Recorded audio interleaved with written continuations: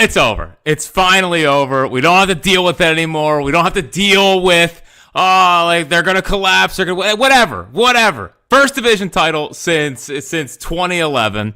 Welcome on in. It's been a while, and there's going to be a lot of stuff going on, over the next couple days with a lot of content, getting this thing ready to go. But ultimately, for the first time since 2011, the Phillies have won the National League East. I mean, we're going to do a quick little reaction right now.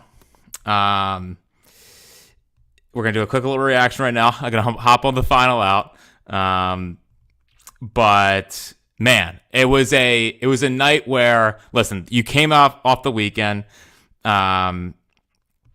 and winning in New York would have been amazing. It would have been amazing. Like ripping the heart out of the Mets fans would have been the dream ultimately. But it wasn't meant to be. It simply wasn't meant to be. The Mets are a desperate team. They're a good team. It's not to take anything away from the Mets. It's just that's a desperate baseball team going up there and trying to spoil the Phillies. All they had to do was just show up, and at least they took one and got the magic number down to one. And then they came home and they just went out there and took care of business. In my head, I was saying to myself, okay, maybe all they wanted to do was just make sure that they were home, make sure that they could have the celebration at CBP. They didn't want to waste that up at Citi Field. And they went out tonight and they just took care of business from pitch one. They were locked in. They were ready to go. And it's kind of games like that make you feel, a certain level of confidence that this team can flip a switch heading into the postseason. Listen, to keep this completely truthful, they, to me, have looked like they've been on cruise control for about 2 months. It's kind of felt like they've just been going through the motions. They had to turn it on there for a little bit. We all remember the Schwarber home run that saved the season, that got them back going because it was kind of teetering at that point, and they were struggling, and it was going on about 6 weeks of like really playing bad baseball. But they dug themselves out of it. They started playing better baseball. They reestablished themselves as one of the best teams in the National League. They got to a good spot, and sure, they had a rough last little road trip. But overall, we're looking at a team that from May 3rd on was leading the division. I mean, essentially they went wire to wire. Was it from day one? No. But this team just essentially went wire to wire. And I think they're veterans. Deserve a lot of credit. They've been in these kind of spots before. You didn't really see panic from them, which is obviously really important. You couldn't have seen panic because I think that's when things really, really, really start teetering. But they didn't panic. And like, who to give credit to for maintaining that? The biggest guy that I continue want to heap praise on is Kyle Schwarber. Kyle Schwarber, when this team has needed him, he's been there. He's consistently been there. He has been when they needed a big home run, the Schwarber grand slam, when he, he's the guy that a lot of the other players in the locker room kind of look up to. And he just shows up, he posts, he hits a home run tonight, was the biggest lock of the century. He tried on Saturday. He led that game off with a home run. This is a veteran-laden team. They're a very good team, and it's only step one. Like, the biggest message of tonight is that this is only step one. They're going to celebrate. We know they're going to celebrate. Take the Cubs tomorrow. Take the Cubs. Who cares? It doesn't matter. It might be a little bit of a hangover lineup, but it's step one of, well, I mean, there's like multiple. You got to win the end. Regardless, they also can't lose sight of taking home one of those buys. And the magic number to get a buy now is 2, which is great. They have the Nationals this week, which is good. Tomorrow, I'm almost kind of chalking up as a loss as we go right now. But overall, they have a stranglehold in this thing. They're in a really good spot when it comes into heading into the postseason. Now, heading into the postseason, huge. Like, with where they're currently at, I think the one part that is obvious and the one part that I think scares a lot of people is the offense. we know that this offense is going to go as its stars go. And I think if you want to look at with the glass half full, this is a lot of guys who have been in these big moments before. This is a lot of guys who have been, they're battle tested. Now we know how that went in game 6 and 7 of last year's NLCS, but it's so funny. Like I'm guilty of it too. It's not like take shaming, but they were also people focus so much on 6 and 7 and the chasing and the pitching around Harper and no one really being able to step up. Before that, they were on pace to be the best offense in the history of the postseason. Like they were doing historical stuff. As long as they can just do that, and they're gonna have some time off, most likely, to where they don't have to rush into this thing. They can't go super, super, super cold. They have to obviously do the little things well. And for the last little bit here, now they have been striking out, which is infuriating. But they have done the little things a little bit better. I mean, Johan Rojas executed a hit and run tonight and a bunt. I mean, it's crazy. I didn't know that was legal in the year 2024 in Major League Baseball. Hit and run? Going the opposite way? What are we doing? Anyway, so the offense, it's 100% the biggest concern heading into the postseason. But everything else is right there. It's right there. They can freaking do it, man. They can do it. They have the starting rotation. The fact that Nola did that again tonight. I mean, death taxes and playoff clinching Nola. He is money in those situations. I don't know what it is. In regular season clinching moments, the guy's a 1.3 ERA. He's great.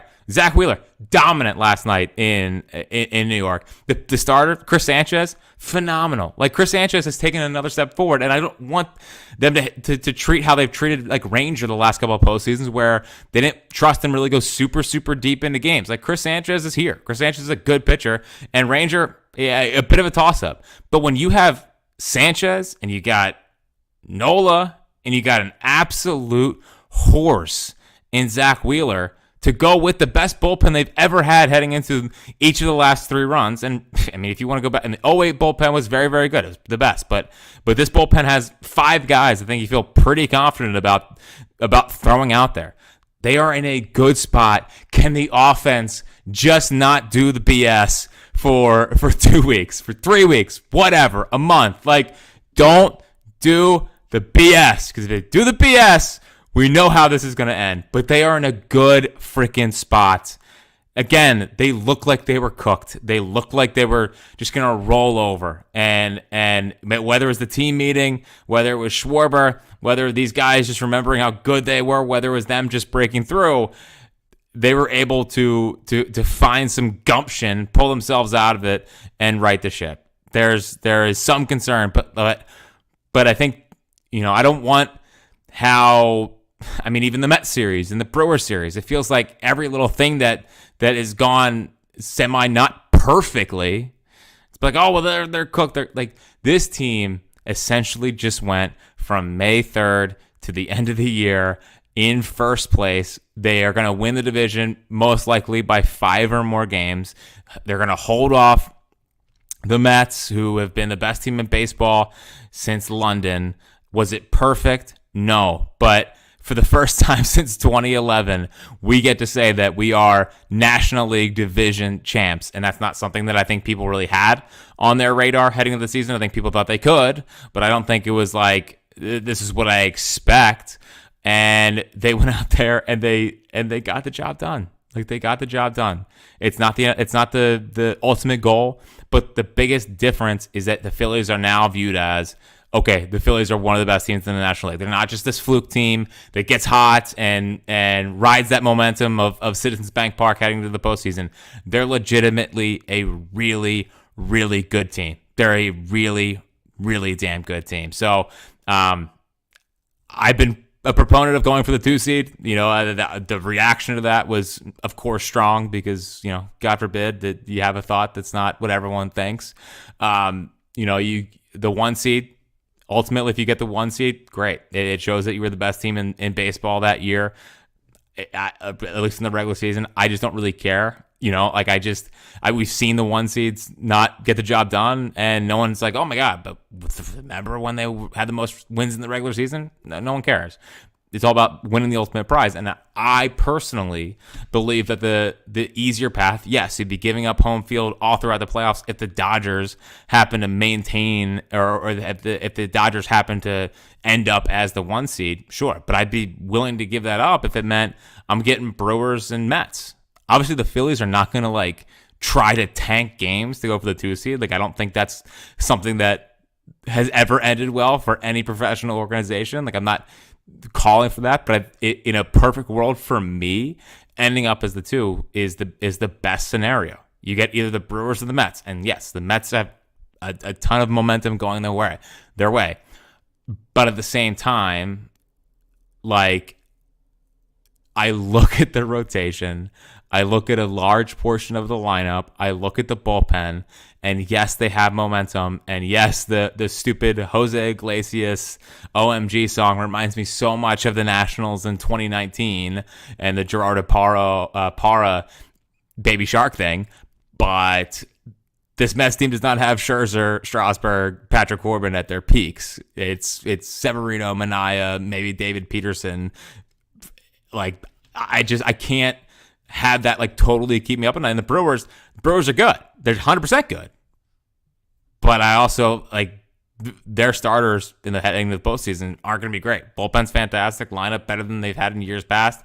But if I was putting odds on who I think that I would like the Phillies to face, it'd be Brewers and Mets over Diamondbacks and Padres. I have no interest in facing the Padres. I think the Padres are a really good team. They've got a dynamite back end of the bullpen. They have some stars. They have some pitching staff that is coming together at the right time. They're on a ridiculous pace as well. They're a really good baseball team.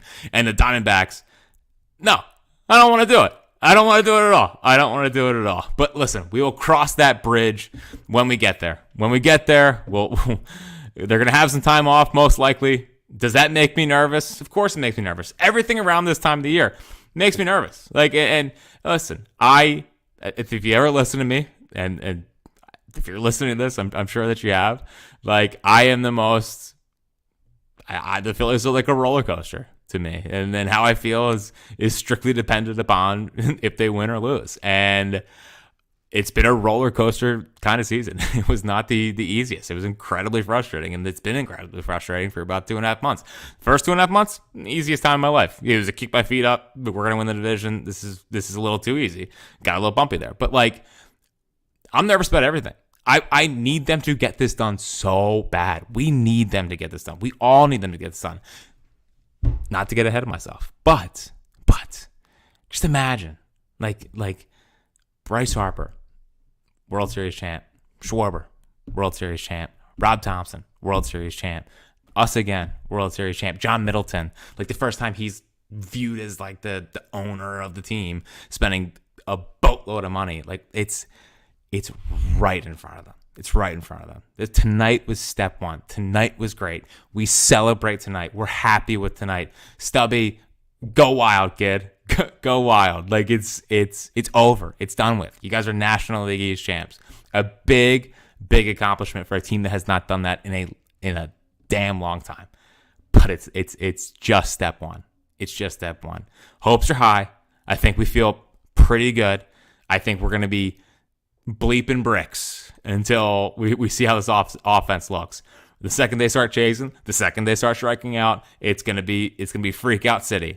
But I think the biggest difference between this year's team and last year's team is, one, more and more postseason experience. Two, I think both the bullpen and the starting staff are in better spots heading into it with even a little bit more upside. Because, again, Ranger has struggled in September's the last 2 years, and then they've gotten in, and he's turned into playoff Ranger. So I haven't, totally given up hope on Ranger figuring it out and bouncing back and being pretty good at the postseason. But regardless, he's the 4. Rob Thompson's going to have a decision to make. It's going to be the biggest talking point of the next week and a half, it seems like. Does Chris Sanchez go game 2 and you give Nola game 3? That's going to be on the table. I'm giving the ball to Chris Sanchez at home because he's freaking unbelievable at home. But they're in a really good spot. Step one, it's done. You won the NL East. Going to end up with 95 plus wins. That's a damn good season. But we all know doesn't mean anything unless it ends in the ultimate prize. So I got to go and get set for Final Out. A quick little reaction here. We're going to combine both this and the Final Out. I'm sure the Final Out, my thoughts are going to be more succinct than the total beginning of this podcast. When we're excited, sometimes it's hard to talk. Should be completely honest. Sometimes like you're just so fired up that it's formulating sentences is not the easiest thing in the entire world. But man, they're National League East champs, and it's just step one. So thanks for hanging out. This is gonna do it for this portion of High Hopes. But I'm gonna go do Final Out. Then we're gonna splice these two things together, and it's gonna be euphoric state before Seltzer and I are gonna record a full-on podcast tomorrow morning as we continue to react. National League East champs. Thanks for hanging out. Go listen to the Final Out too. We're going to continue to geek out. 215-592-9494 if you want to get in. But thanks for hanging out, and we'll talk to you tomorrow on a full length High Hopes podcast.